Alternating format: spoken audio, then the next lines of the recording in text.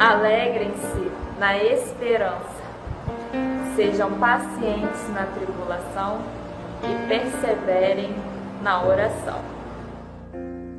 Na oração encontro calma, na oração encontro paz. Orar a Deus faz bem de alma, falar com Deus me satisfaz.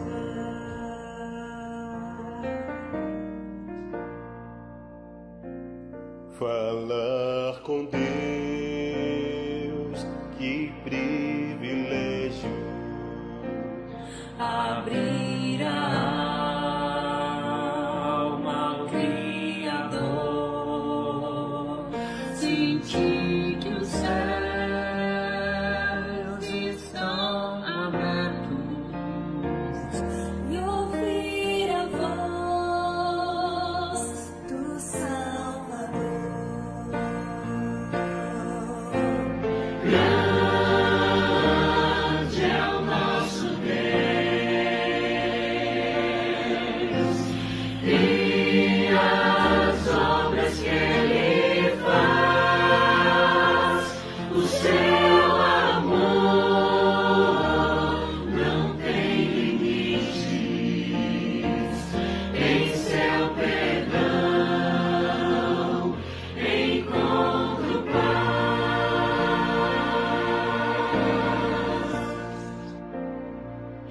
Falar com Deus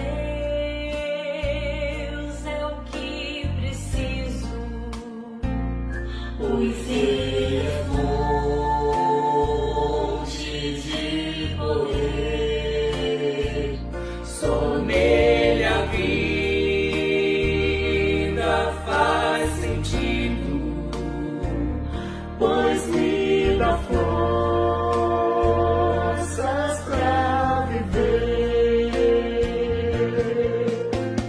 Grande é o nosso Deus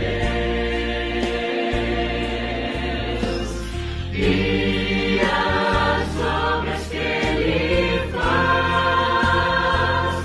O seu amor não tem limites. Em seu perdão encontro paz. Grande é o nosso Deus e as obras que Ele faz. O seu amor não tem limites. Em seu perdão encontro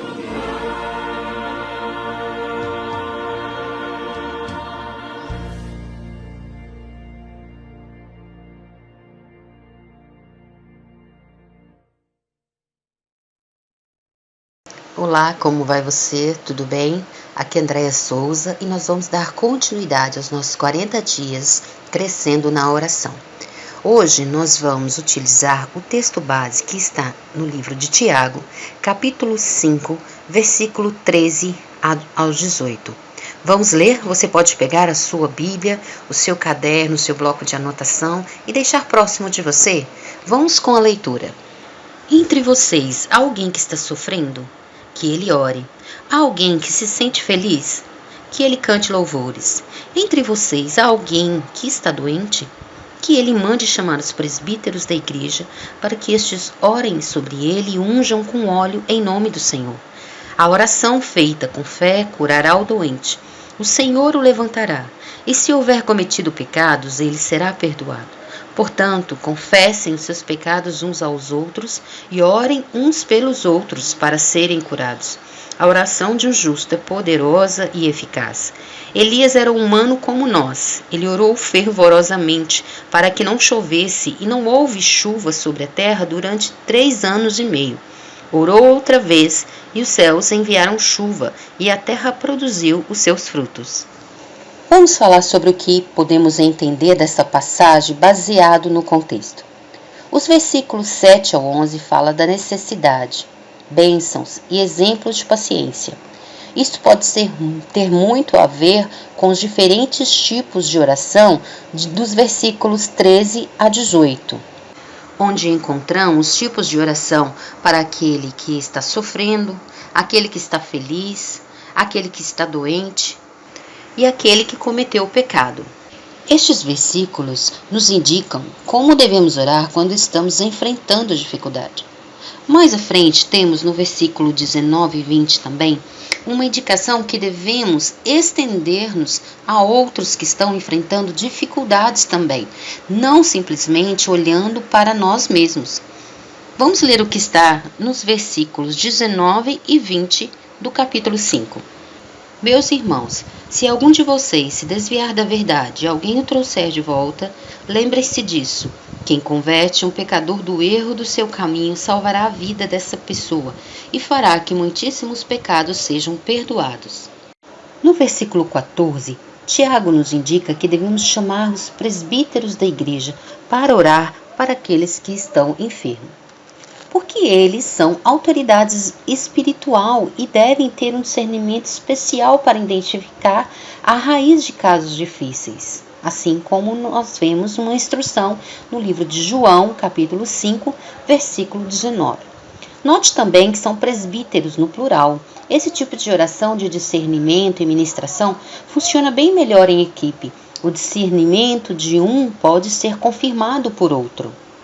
Sobre como orar pelos enfermos, vamos ver algumas sugestões que Hope McDonald nos coloca no seu livro Jesus Ensina-nos a Orar. Passemos à leitura de sua sugestão. Há muitos modos de orar pelos doentes, dependendo das circunstâncias. Alguns anos atrás, minha mãe estava à morte com arteriosclerose. Ela sempre fora muito ativa. Quando eu era menina, ela costumava acompanhar meu pai em seu trabalho missionário e visitar cadeias. Era ela quem tocava piano, acompanhando os hinos, e depois meu pai transmitia a mensagem. Ele, além de ser homem de negócios, era também pregador leigo. Nossa casa estava sempre aberta para qualquer missionário que quisesse nos visitar ou ficar descansando conosco. Minha mãe trabalhou durante anos com a Aliança Pró-Evangelização de Crianças e sempre ensinou na escola dominical. Podia limpar a casa, fazer compras e preparar um jantar para 24 pessoas, tudo ao mesmo tempo. Assim, você pode ter uma ideia de como foi difícil para ela passar o seu último ano de vida presa a uma cama. Lembro-me do que minha irmã Marlene escreveu alguns meses depois de ela ter ficado doente. Devido à própria natureza de sua enfermidade, ela estava se tornando irritadiça e indelicada, mesmo para com aqueles a quem tanto amava.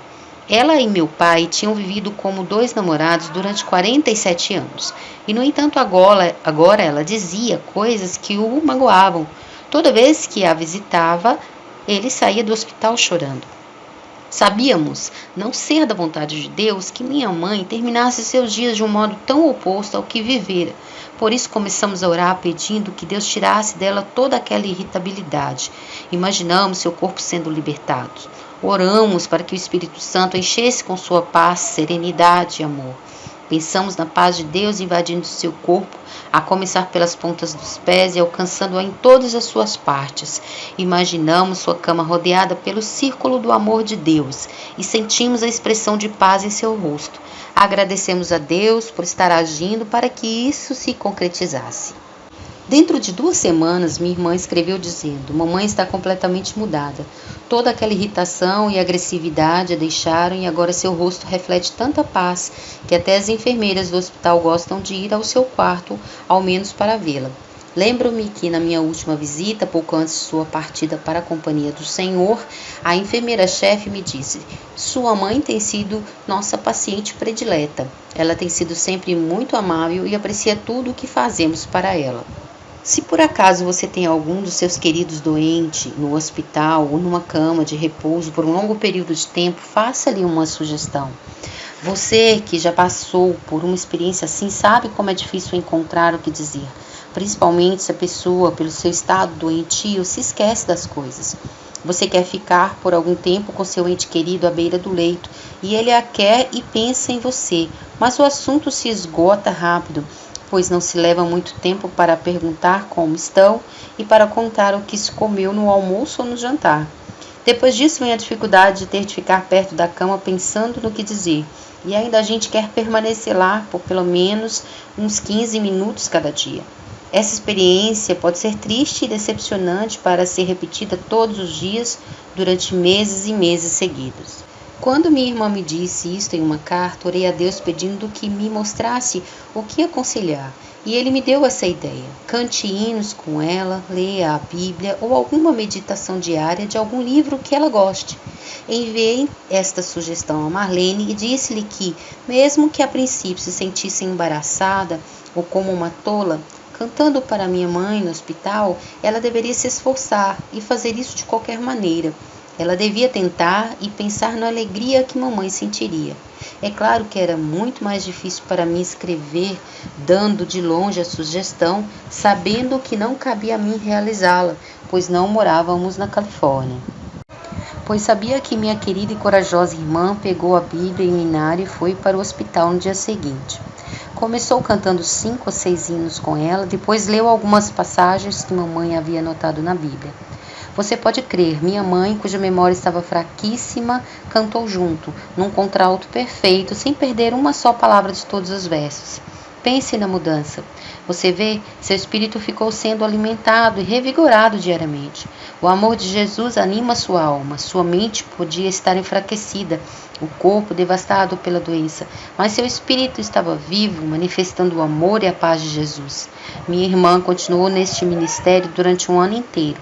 As enfermeiras gostavam de vê-la chegar porque sabia que logo a música estaria sendo ouvida em todas as dependências e quartos dos doentes, levando-lhes alegria e paz. Poucos dias antes da morte de minha mãe, fui à Califórnia ficar com ela. No último dia antes que ficasse inconsciente, minha mãe e eu nos sentamos perto de sua cama com o inário. Nós 3 cantamos durante 1 hora e minha mãe não perdeu uma só palavra ou nota.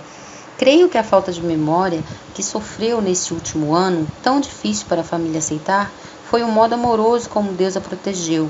Do contrário, como poderia uma crente tão dedicada passar um ano todo na cama, dia após dia, consciente de seu estado? No caso de minha mãe, não nos sentimos levadas a orar por sua cura. Ela estava velha e pronta para encontrar-se com o Senhor a quem havia amado e servido. Por isso rogamos apenas que o amor e a paz de Deus invadisse seu espírito, e ele nos atendeu. Bom, depois dessas nossas reflexões sobre o nosso texto base, vamos fazer agora o nosso diário espiritual? Responda as 2 perguntas: o que Deus está me dizendo e o que vou fazer com base nisso. Compartilhe a sua experiência de oração conosco nos comentários deste vídeo. Eu espero ver você amanhã para darmos continuidade aos nossos 40 dias crescendo na oração.